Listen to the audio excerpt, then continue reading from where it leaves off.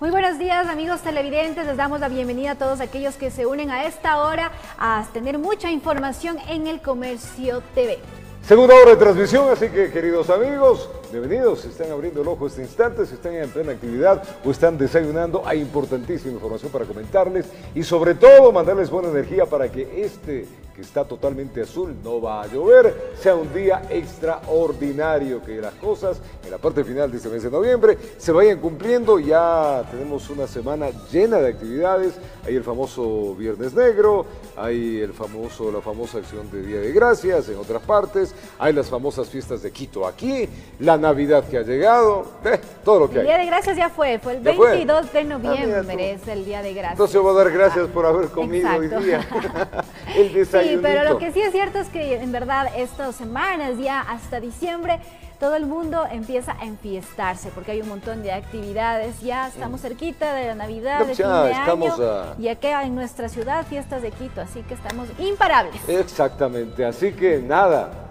ese abrazo grande. Ponga en pantalla lo que está pasando en el tráfico en la ciudad, que es importante los que van a salir este instante, y está rojito Quito. Hace una hora el tráfico estaba lindo, no había mayor problema, pero ahora sí, vecinos queridos en Quito, en el distrito metropolitano, tráfico congestionado. La bajada que usted está viendo, esa línea roja, corresponde a la vía que va hacia el Valle de los Chillos de bajada y de subida.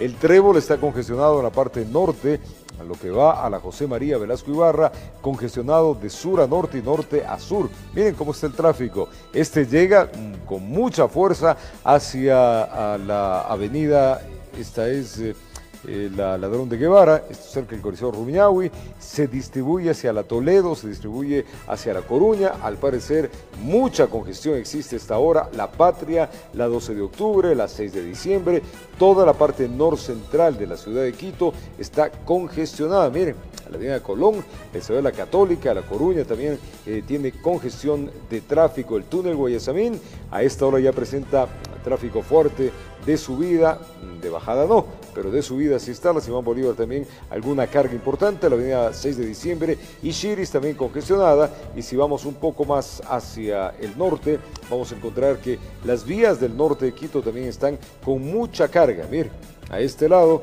estamos mirando la parte norte de la ciudad de Quito. Ahí estamos viendo sectores en los cuales cerca de José Rebozo, esto es la Antonio José de Sucre, o sea, la occidental, presenta en el norte de la ciudad de Quito muchísimo tráfico. Galo Plaza Lazo igual y Eloy Alfaro con una carga importante. Bueno, si va a salir, ya sabe a lo que se va a tener. Buscar a ratos vías alternas en Quito se vuelve también complicado, pero es una opción definitiva. Así es, pero bueno, la recomendación como siempre es que salga con tiempo de su casa para que pueda llegar bien a sus actividades, no tenga que correr y así sufrir un accidente de tránsito. ¿Vamos a empezar? Iniciemos. Les contamos que la Comisión de Fiscalización de la Asamblea Nacional recibió las pruebas de cargo de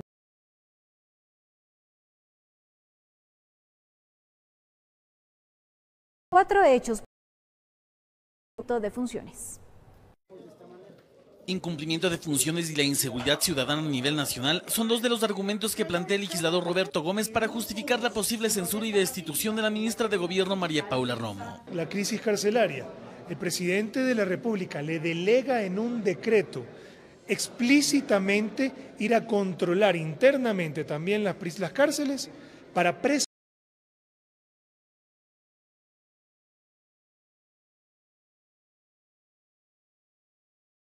penitenciarios. De la mano de estas acusaciones está también el presunto mal uso de bienes públicos. Esto en referencia a lo sucedido el pasado 2 de marzo cuando, según la denuncia del asambleísta Lourdes Cuesta, la ministra Romo hizo uso de un avión policial para trasladarse junto con familiares a un sitio turístico durante el feriado de Carnaval. Lo que cuestionamos es que para un traslado de un feriado podía hacerlo con toda la seguridad del caso, pero desmontar un avión ambulancia en un feriado de Carnaval para que ella lo utilice. En otras épocas le decían peculado, hoy le dicen indelicadeza nada más. Además, aseguran los interpelantes que existen otros hechos que, a pesar de no ingresar en este pedido de juicio político, demostraría la falta de competencia de la ministra de Gobierno. Por ejemplo, el uso de bombas lacrimógenas caducadas durante las protestas. Que parte de cargo, una vez que ella no las conducía y las dejaba solas, a centros, por ejemplo, universitarios. Esas y otras pruebas de cargo, como por ejemplo la supuesta inacción en el femicidio sucedido a Diana Carolina el 19 de enero de 2019 en Ibarra, es lo que deberá valorar la Comisión de Fiscalización para recomendar o, en su defecto, archivar este pedido de juicio político. Pero antes de ello, deben servir las pruebas de nuevos personajes que proponen pruebas de cargo, Enrique Espinosa Los Monteros, por ejemplo. El cronograma establecido por la Comisión de Fiscalización prevé, en el caso de que se recomiende el enjuiciamiento político a la ministra de Gobierno María Paula Romo, tener listo el informe hasta el 9 de diciembre. Informó Javier Rosero. Quiero que presten atención. La Mesa por la Verdad y la Justicia alertó al Consejo de la Judicatura sobre la posibilidad de que jueces provinciales que tendrían una hoja de vida manchada y con vínculos al correísmo podrían llegar como magistrados temporales a la Corte Nacional de Justicia. Veamos. La cuenta regresiva para la designación de los jueces temporales para la Corte Nacional de Justicia está en marcha. Y en medio de la espera, la Mesa por la Verdad y la Justicia pone en alerta al Consejo de la Judicatura sobre la supuesta mala actuación de jueces provinciales que pasarían a conformar la nueva Corte. Muchos amañados, definitivamente estos profesionales de derecho vendieron, podría llamarlo así, su dignidad, su calidad profesional, entregándose pues lógicamente a los intereses de la justicia y de lo que en su momento quería el gobierno de turno. Rolando Tapia se desempeñó como jefe de la escolta legislativa cuando se registraron los hechos del 30 de septiembre del 2010. Fue detenido y sentenciado por supuestamente impedir que se instale la asamblea. Estuvo 3 años privado de la libertad. Y entenderán lógicamente que hoy es una gran preocupación de las víctimas. El colectivo 30 es voz de alerta para que las denuncias sean tomadas en cuenta en la Judicatura. En el caso de los nuevos jueces, muchos de ellos constan en expedientes del 30S. No tendrían calidad moral para ser jueces de la Corte Nacional. Este miércoles en la Universidad Central tienen previsto hacer público un libro con 170 páginas, donde consta la denominada metida de mano en la justicia en el anterior mandato. 227 funcionarios judiciales y jueces participaron en el atropello del derecho de cientos de personas. Cambios en la justicia ecuatoriana que al parecer no será tarea fácil, informó Héctor Romero. Y la titular del Consejo de la Judicatura, María del Carmen Maldonado, resolvió suspender en sus funciones al presidente de la Corte de Justicia del Guayas, Gabriel Mansur, por ser investigado por los presuntos delitos de lavado de activos y enriquecimiento privado no justificado.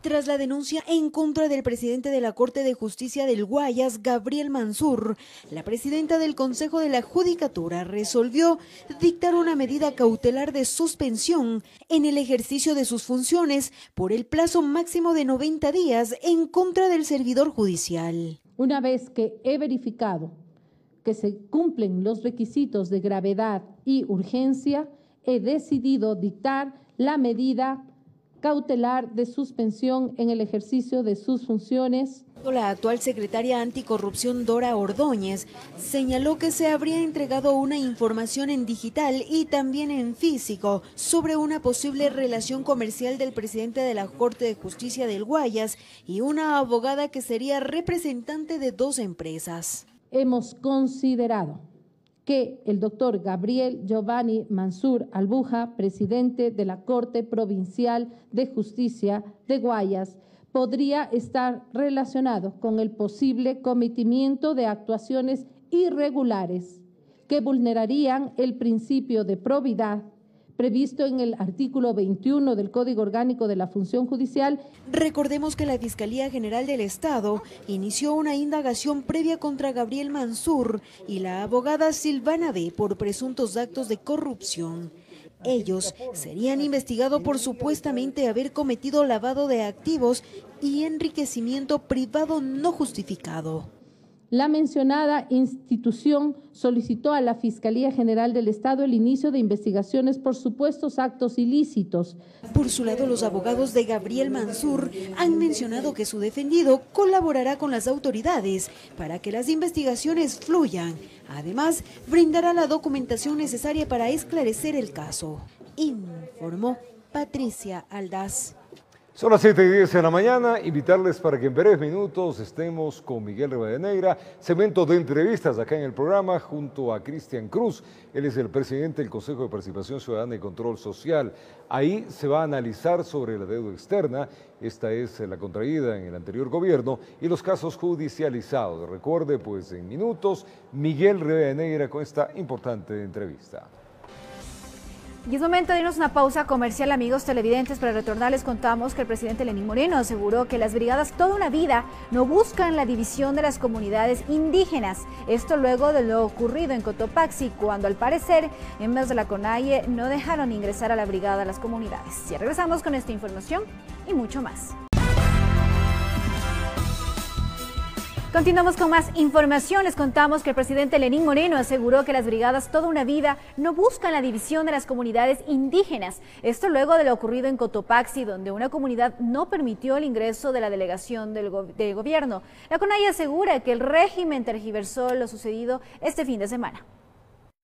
Las brigadas toda una vida llegaron a la comunidad de Tigua en la provincia de Cotopaxi. La caravana de varias instituciones gubernamentales arribó con bonos, médicos y entre otros beneficios para los habitantes. Pero cuando intentaron ingresar se encontraron con el presidente de la CONAIE, Jaime Vargas, y entre otros dirigentes indígenas. ¿Saben de que puede haber alguna reacción de la gente? Por eso le digo, amigo, ¿a qué persona podemos delegar aquí para que me apoye en la salida? Que no hay esos inconvenientes. Por eso, con las autoridades. No necesita la delegación, porque nosotros hemos exigido que salga. El momento que ustedes ingresaron al territorio indígena significa que no ingresaron bajo la coordinación y la autorización de las autoridades que están dentro de la comunidad. Y evitaron que se continúe grabando aquel momento. Estamos grabando. ¿Para qué estás grabando? ¿Para que elimines? El presidente Lenín Moreno, en una actividad en el Cantón Durán, provincia de Guayas, dio detalles del informe que recibió sobre lo sucedido. De la manera más cortés se le dijo que nuestra tarea es una tarea eminentemente humana y social y que no se trataba absolutamente de un tema político. Y la gente, pues los habitantes, los ciudadanos, así lo consideraron y entiendo que solicitaron al señor Vargas que se deje pasar las brigadas. No he visto todavía los videos. En tanto, Iván Grande, encargado de la cartera de Inclusión Económica y Social, fue más directo con el señor Vargas. Nunca pide permiso para ir a Quito y estamos en un país en donde se establece la libre movilidad. Creo que el señor Vargas tiene que ubicarse, tiene que ser responsable inclusive con las personas a las cuales él se debe. La tarde de ese lunes, en un comunicado, la CONAIE señala que el gobierno nacional presentó una versión tergiversada. Líneas más adelante indica el texto que nunca se retuvo, impidió o amenazó, que ni siquiera se tuvo contacto con miembros de tal brigada, y que lo que está pasando en los territorios lo vienen denunciando públicamente acerca de intentos de división promovidos por los entes y autoridades gubernamentales con ofrecimientos demagógicos en las comunidades. Que quede bastante claro, si él tiene alguna prueba, pues nosotros sancionaremos a la persona que esté tratando de dividir las comunidades. Todo lo contrario, nuestra tarea es unirlas. Informó Charlie Pisa. Son las 7:21 de la mañana, el informe para el primer debate, amigos, de la Ley de Simplicidad y Progresividad Tributaria estará listo para el día miércoles, así lo dio a conocer Daniel Mendoza, el presidente de la Comisión Legislativa que da el tratamiento a esta norma legal. Entre las bancadas se evalúan las posturas. Veamos. Las últimas comparecencias de la Comisión de Régimen Económico se dieron en el transcurso de este lunes. Representantes de varios sectores productivos dieron sus observaciones al nuevo paquete tributario, con el que el gobierno busca recaudar más de 600 millones anuales. El primer informe para debate va tomando forma y las bancadas posturas. Los socialcristianos se mantienen en contra de que se aumenten impuestos. Lamentablemente siguen queriendo imponer una política impuestera que no estamos de acuerdo como bloque social cristiano porque no consideramos que sea lo mejor para la economía del Ecuador. Mientras que los de la Revolución Ciudadana no se manifiestan en contra de la recaudación, pero dicen que debe hacerse ajustes a la ley. Siempre y cuando este sea precisamente grabado a quienes más tienen y no se grave a la clase media, que es la que genera precisamente genera riqueza, genera consumo. Por su lado, Patricia Onoso de la bancada de Creo apunta a que hay más, pero también tiene ciertos reparos. A mí no me gusta el tema del prepago, son 4.4 millones de ecuatorianos que tienen el prepago, valores pequeños de $15, pero que con este impuesto algo se encarecerá. Y una vez evacuada de manera rápida la fase de comparecencias, la comisión está trabajando en el informe que votaría este miércoles, de tal manera que en el Pleno se desarrollaría el primer debate de esta nueva ley tributaria el día viernes. Si el miércoles a primera hora nosotros aprobamos el informe, el mismo viernes nosotros estaríamos teniendo un debate en el Pleno en el que podamos presentar el resto de observaciones por parte del resto de legisladores. La meta es lograr aprobar la ley tributaria el 6 de diciembre, informó Carolina Basante. Y hasta el 30 de noviembre tiene la Asamblea para aprobar la Proforma Presupuestaria 2020. El documento tiene observaciones para el Ejecutivo en materia educativa, de salud, agrícola y otras. El presidente del Legislativo convocó al Pleno para este miércoles a las 15 horas. 17 observaciones al Ejecutivo recoge el informe hecho por la Comisión de Desarrollo Económico respecto a la proforma presupuestaria. Tienen que ver con temas educativos, de salud, agrícolas, violencia contra las mujeres, derechos de jubilados, entidades de control y otros. Por ejemplo, en la primera recomendación, la Mesa Legislativa propone al Ejecutivo realizar una priorización y racionalización de los gastos al evidenciar la elevación del egreso en algunos gastos no permanentes y considerando la realidad económica que atraviesa el país. También se apunta que frente a la disminución de la recaudación de los ingresos tributarios, el Ejecutivo debe desarrollar estrategias destinadas a reducir la evasión, elusión y contrabando para mejorar la recaudación de tributos. Además, se pide garantizar los recursos para la Defensoría del Pueblo, de tal manera que este organismo pueda ejecutar su trabajo de derechos humanos. Lo mismo se recomienda en lo que respecta a la ejecución de la Ley Orgánica Integral para prevenir y erradicar la violencia de género. En lo que respecta al campo educativo se hace énfasis en dos aspectos: la infraestructura, que se dice se encuentra deteriorada a escala nacional, y también se aboga para que se realice la reasignación de recursos fiscales por conceptos de gratuidad y apoyar con acceso a créditos a favor de las instituciones educativas para que se puedan mantener operativas y prestar sus servicios, de tal manera que se garantice la educación de calidad. Estas observaciones serán consideradas por el Pleno, que debe debatir el presupuesto este miércoles, informó Carolina Basante. Es tiempo de una pausa. A las 7:25 de la mañana, Carlos Ochoa, el ex titular de la desaparecida Superintendencia de Comunicación, recibió por parte del Gobierno de México la tarjeta de visitante por razones humanitarias. Y se confirma desde la Asamblea Nacional que en el informe para segundo debate de las reformas al Código de la Democracia sí se incorporaría el cambio de método de escaños. Ya regresamos con esta información y mucho más.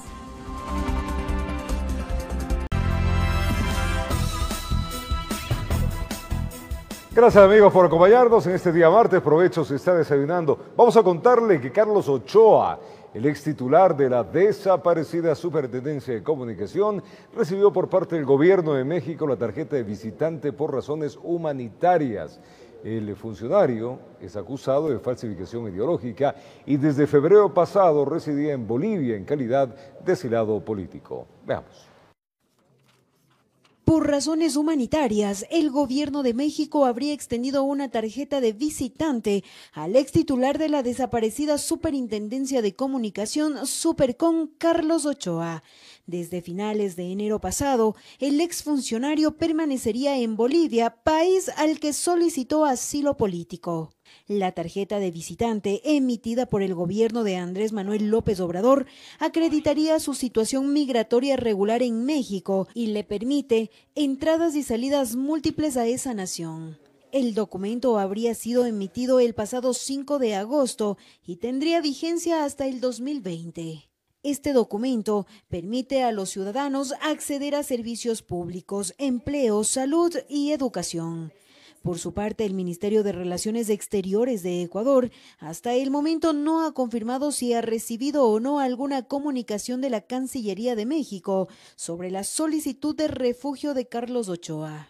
Recordemos que en marzo pasado, el juez de la Corte Nacional de Justicia llamó a juicio a Carlos Ochoa por ser el presunto autor del delito de falsificación ideológica. Por su parte, la Fiscalía argumentó que el exfuncionario del régimen del expresidente Rafael Correa habría cometido la falsificación en una parte de la Ley de Comunicación LOC y con esa adulteración habría sancionado a 8 medios de comunicación. Sin embargo, la etapa de juzgamiento quedó interrumpida pues ese tipo penal no puede ser juzgado en ausencia, informó Patricia Aldaz.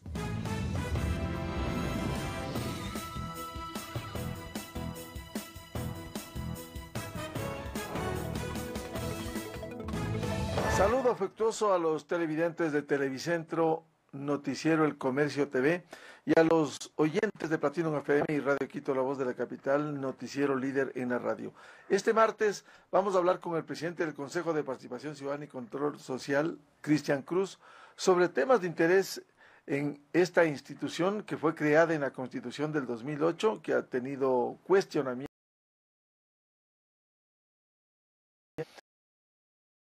que cumple el Consejo, pero quisiera empezar con un tema de coyuntura. El Consejo presentó en la Fiscalía presuntas irregularidades en el manejo de la deuda pública en el gobierno anterior. ¿Cuál ha sido el seguimiento? ¿En qué condiciones y en qué sustenta esta denuncia presentada en la Fiscalía General? Muy buen día. Buenos días, licenciado Rivadeneira. Para mí es un gusto estar en este importante medio de comunicación y permítame darles un fuerte saludo a todos los ecuatorianos que nos están mirando en este momento. Básicamente lo que nosotros, el Consejo de Participación Ciudadana y Control Social, hemos realizado en las últimas semanas ha sido una de las más importantes denuncias respecto a la deuda pública. Debemos entender que hasta el 2016, entre el 2010 y 2016, se superó tentativamente, así dice el informe técnico, un 12.54% más de lo que debió hacerse. Pero de eso también debemos nosotros analizar que parte de esta deuda que existió se involucró en temas y se vinculó en temas petroleros. Y de ahí se elaboró 4 casos importantes, el tema de la refinería del Pacífico, Manduriacu, Toache Pilatón, Oleoducto Pascuales Cuenca. Pero lo importante de esto, de esta denuncia de la deuda, de estos indicios de responsabilidad, es que estos 4 megaproyectos que se están realizando tienen ya responsabilidad civil, tienen de alguna manera ya un avance de gestión y tienen indicios no solamente de peculado, de cohecho, de algunos temas importantes, sino también que de aquí se abre un abanico de posibilidades para seguir investigando qué es lo que se hizo con la deuda pública, que supera más de 7.600 millones solamente en estos 4 megaproyectos que acabo de mencionar. Ahora, ¿cuál ha sido la respuesta de la Fiscalía? ¿Demoran los procesos, la investigación preprocesal y procesal penal?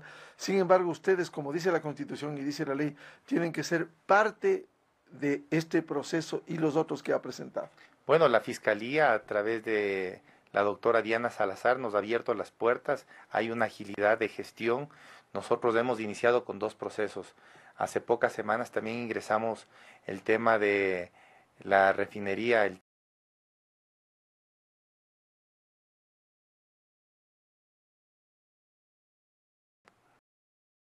iniciar este proceso, pero debo mencionar que este nuevo Consejo de Participación Ciudadana y Control Social estamos decididos a hacer el seguimiento. No solamente vamos a impulsar las denuncias correspondientes que está haciendo nuestro equipo de la Secretaría de Transparencia, sino también vamos a llegar a hacer el seguimiento, o sea, los órganos de control estén motivando estas serias denuncias, porque el país necesita transparencia, el país necesita claridad, y en función de eso el Consejo de Participación está trabajando y no descansaremos hasta que se pueda dictaminar en la función judicial la culpabilidad o no de estos casos que tienen grandes indicios de responsabilidad. Y el resto de casos, porque el Consejo de Participación Ciudadana tiene presentados en la Fiscalía otros casos de presuntas irregularidades en el gobierno anterior. ¿Cuál ha sido la respuesta? ¿Cómo se hace ese seguimiento? Bueno, el seguimiento, hemos nombrado un procurador judicial de parte de la institución, que es el coordinador de patrocinio del Consejo de Participación, y este seguimiento lo hacemos semanal, lo hacemos periódico, para ir viendo cómo va avanzando. Y espero en los próximos días poder invitarle a la señora fiscal, a la doctora Diana Salazar, a la doctora María del Carmen Maldonado, presidenta del Consejo de la Judicatura, para poder firmar un convenio de cooperación interinstitucional a través del Consejo de Participación, la Fiscalía General del Estado y el Consejo de la Judicatura, para que juntos podamos agilitar los procesos, dar todo el respaldo a aquellos denunciantes, todas las medidas que necesitan de seguridad, porque no es fácil plantear un tema de corrupción con estos montos tan grandes que estamos nosotros sorprendidos de ver cómo se ha manejado el país, pero sobre todo de articular en tiempos cortos, con ejecución de manera técnica, objetiva. Aquí no vamos a perseguir a personas, aquí estamos persiguiendo delitos, y eso que quede absolutamente claro. Este nuevo Consejo de Participación Ciudadana y Control Social está haciendo algo diferente. Estamos actuando en función de la verdad, de nuestras competencias, el derecho de la participación, transparentando las cuentas, marcando una diferencia con respecto a la investigación de casos importantes de corrupción. Vengan de donde vengan, caigan quien caiga. No solamente vamos a ser los que ya están iniciados, sino también los que vengan y los que motiven en estos nuevos años, en este tiempo, porque el país necesita tener la certeza que sí hay un organismo que está velando los intereses de los ecuatorianos. Y ese organismo se llama Consejo de Participación, porque somos un organismo independiente, apartidista, que ha nacido por la voluntad del pueblo ecuatoriano. Señor presidente del Consejo de Participación Ciudadana, hay un mandato constitucional, artículo 208, la lucha contra la corrupción. ¿Cómo se está articulando de aquí adelante, más allá de los casos que ha presentado? Porque es importante esa lucha contra la corrupción. ¿Con qué periodicidad va a entregar estos casos al país? Bueno, nosotros tenemos una serie de denuncias, de motivaciones que han ingresado al Consejo de Participación Ciudadana y Control Social, y nosotros tenemos un departamento que es la Secretaría Técnica de Transparencia, y en esa secretaría nosotros hacemos un informe. Todos los documentos, todas las denuncias que ingresan deben estar sustentadas técnicamente, argumentadas, y nuestro equipo de investigación debe avalar esas denuncias. Luego que existe ese proceso, inmediatamente se motiva ante la Fiscalía, ante la Contraloría, ante los órganos competentes necesarios, pero todo lleva un tiempo. Tengan ustedes la plena seguridad que estamos agilitando y priorizando los casos más importantes, porque aquí el país debe saber que sí podemos cambiar, que sí podemos nosotros transparentar. Por eso hago un llamado importante a todos los periodistas independientes, a los medios de comunicación, a los actores sociales, para que consolidemos vedurías ciudadanas. Es decir, que estemos vigilantes de las acciones puntuales que las autoridades estamos realizando, no solamente en temas de control, sino en otras instituciones públicas. Es deber y obligación de todos los ciudadanos estar atentos a lo que está pasando, vigilantes de los procesos, vigilantes de los recursos. Y en función de eso yo abro las puertas a todos los ecuatorianos. En las próximas semanas, permítanme informarles también que vamos a nombrar el nuevo superintendente de ordenamiento territorial.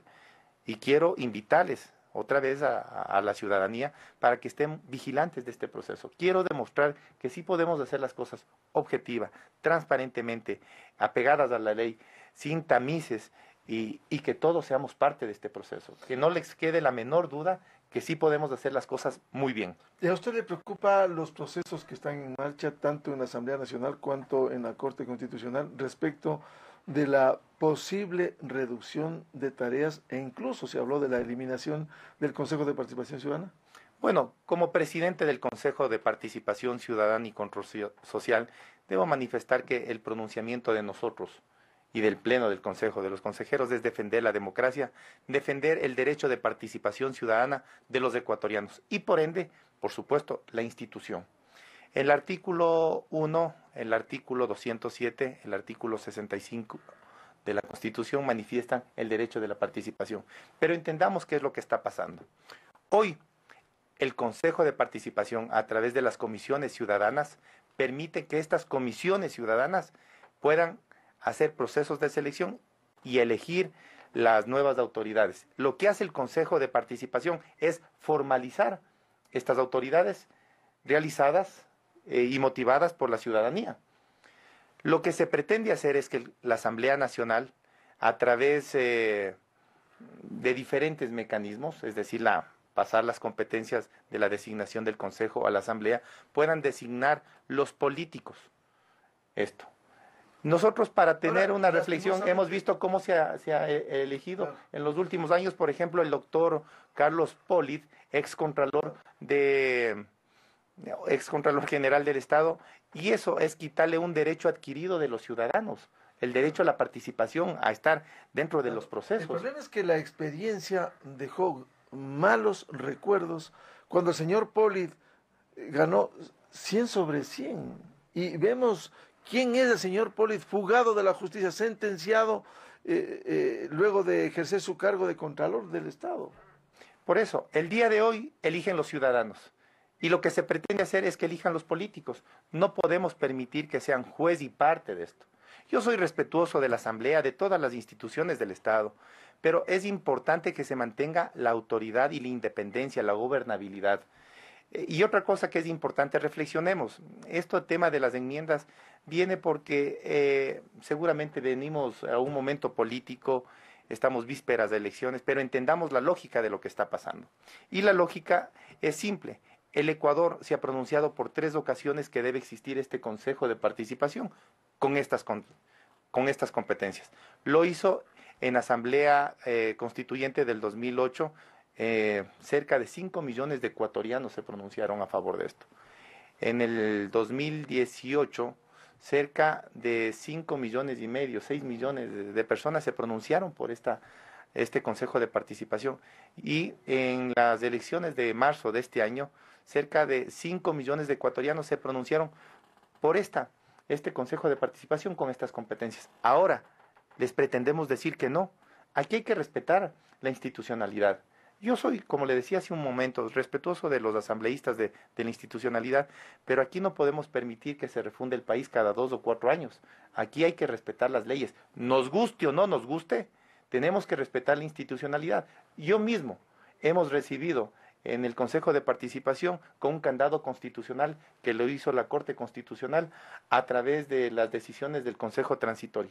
Y tengo que respetar. Y tengo que continuar de aquí para adelante. ¿Y qué le hace garantizar a usted que a futuro, con otro gobierno, los gobiernos son de turno, vuelva a meterle mano en el Consejo de Participación Ciudadana con la supuesta participación ciudadana y simplemente tome de nuevo los organismos de control cuando toque cambiar esto? 2 cosas importantes. Primero, que ahora ya no es discrecional la designación de las autoridades del Consejo de Participación. Ahora son los ecuatorianos los que a través de voto popular eligen de manera democrática. Y nosotros, uno de tantos requisitos que tenemos es ser independientes y apartidistas, no pertenecer a ningún partido político. Pero además de eso, los hechos, la realidad, las acciones que nosotros estamos haciendo. Pero además de eso, les invitamos a que sean veedores ciudadanos, que a través de estas comisiones de equipos multidisciplinarios estemos vigilándonos todos y podamos encontrar los contrapesos en un Estado de Derecho que es fundamental. ¿Qué cambió de la etapa anterior? Usted fue testigo de cargo con el consejo que presidiera el cura Tuárez.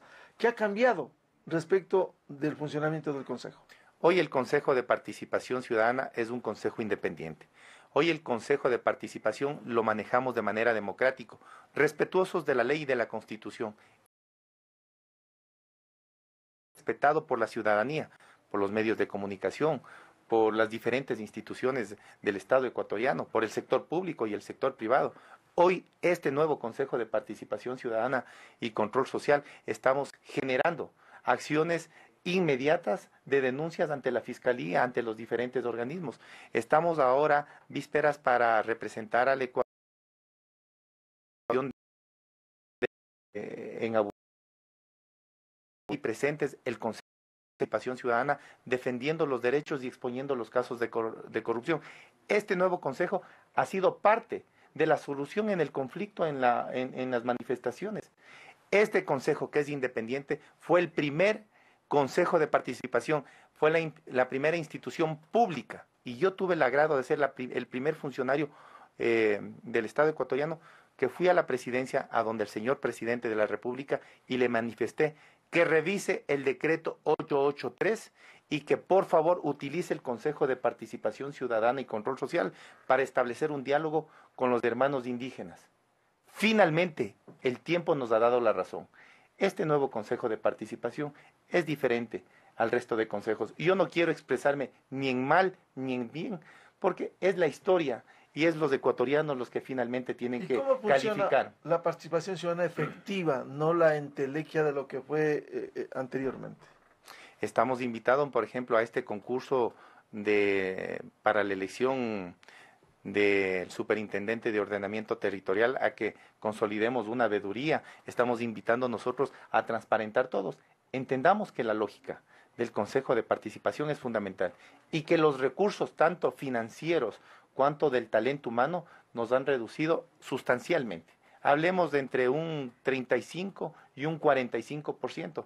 Pero aquí yo debo decir que hay buenas noticias, y las buenas noticias, licenciado Rivadeneira, es que estamos trabajando, que estamos que estamos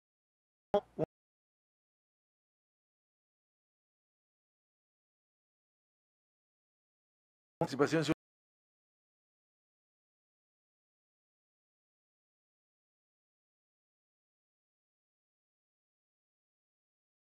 Continuamos este diálogo. Permiso, un muy buen martes.